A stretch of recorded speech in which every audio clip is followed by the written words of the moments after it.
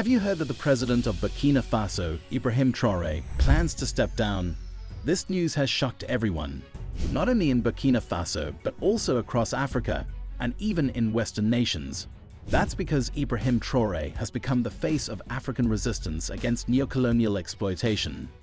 He is the African leader who is reclaiming what rightfully belongs to Burkina Faso, uplifting its citizens, and setting the country on a path toward true growth and sovereignty, regardless of who is in power. Before we dive deeper, don't forget to subscribe to the African Web and hit that bell icon so you never miss an update on issues shaping Africa's development and prosperity.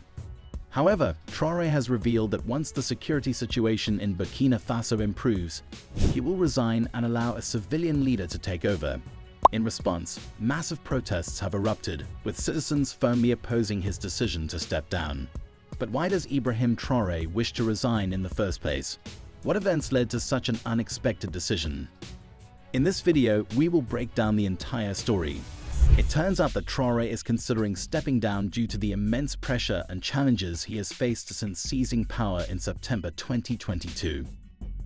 His leadership has been met with relentless opposition from Western governments, Western-backed institutions, and regional political organizations like ECOWAS.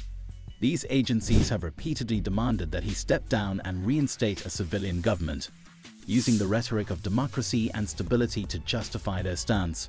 However, what they fail to acknowledge is that Traoré enjoys unprecedented support from the Burkinabe people, who see him as a leader fighting for true independence and prioritizing national interests over foreign control. Western nations have long exerted political and economic dominance over Africa, ensuring that leadership structures remain favorable to their interests. However, when Traoré took power and began dismantling Western influence by rejecting French military presence and asserting Burkina Faso's sovereignty, he became a direct threat to Western hegemony in Africa. Almost immediately after his rise to power, France, the United States, and the European Union condemned his leadership, labeling it a coup against democracy. They called for a swift return to civilian rule, emphasizing the importance of constitutional order. However, these same Western nations had no problem supporting previous civilian governments that were corrupt, ineffective, and aligned with foreign interests. France, in particular, was enraged when Traoré expelled its military forces from Burkina Faso in 2023. For decades, France maintained a neocolonial grip over its former African colonies, using military presence as a means to protect its corporate interests, especially in resource-rich nations like Burkina Faso. The removal of French troops signaled a major shift in Burkina Faso's foreign policy, aligning it more with pro-sovereignty movements across Africa. Western media outlets, which historically act as propaganda arms for Western governments, have continuously attacked Traoré's legitimacy. They portray him as a power-hungry dictator while ignoring his unprecedented public support. The same media outlets that remain silent on corruption in Western-backed African democracies have been quick to amplify any challenge Traoré faces, portraying his administration as unstable, dangerous, and undemocratic. Furthermore, Western-backed African elites and organizations like ECOWAS have joined this broader propaganda campaign, calling for Burkina Faso to return to constitutional order. However, in reality, this only means removing Traoré from power and installing a puppet leader who will not challenge Western interests. Yet the West has underestimated the people of Burkina Faso. They understand that their country has long been exploited under the leadership of Western-backed civilian governments, which allowed foreign corporations to plunder their resources while ordinary citizens lived in poverty and insecurity. Traoré's arrival marked a turning point. Unlike his predecessors, who prioritized foreign interests and personal wealth, Traoré focused on Burkina Faso's self-sufficiency, military empowerment, and economic independence. Unlike typical African leaders who enrich themselves upon taking power, Traoré chose to keep his salary as a military captain, proving that his leadership is not about personal gain. His government made bold moves to reclaim national sovereignty, starting with the expulsion of French military forces that had claimed to be in the country to fight insurgency. Yet, despite their presence, insecurity had only worsened, raising questions about whether their true mission was counterinsurgency or resource control. With French troops gone, Burkina Faso saw a resurgence in national pride.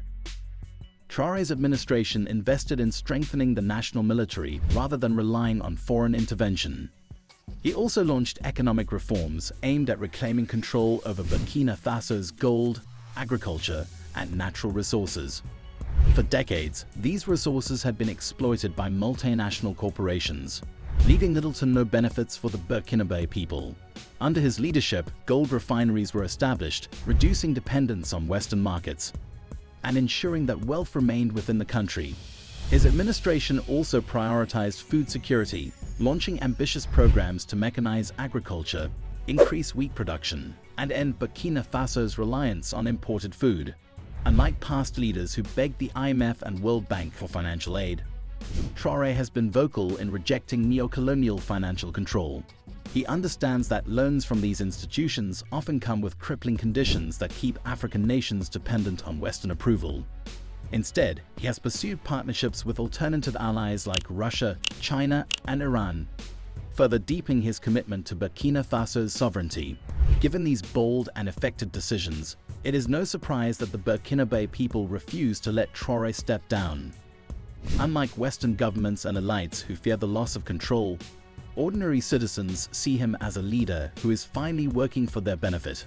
In Africa, it is almost unheard of for a leader who took power through a coup to have mass demonstrations demanding that he remain in power. Yet, that is exactly what is happening in Burkina Faso today. If Traore resigns, many fear that the country will return to foreign-controlled leadership, corruption, and weak governance. His potential resignation raises a much bigger question. Who benefits from his exit? The people already know the answer. If he leaves, the West will push for a leader who is more cooperative, one who will reopen the doors for Western corporations, re-invite foreign military forces, and place Burkina Faso back into economic dependency. Traore's continued dominance in Burkina Faso's political landscape, first as a revolutionary military leader and potentially as a future elected president, would redefine democracy in Africa. It would prove that true legitimacy does not come from Western approval but from the will of the people. Should Ibrahim Traoré resign and allow a civilian leader to take over? Or is he the only leader capable of making Burkina Faso truly independent? Share your thoughts in the comments below.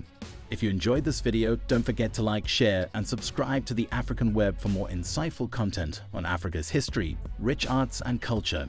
Until the next video, stay tuned.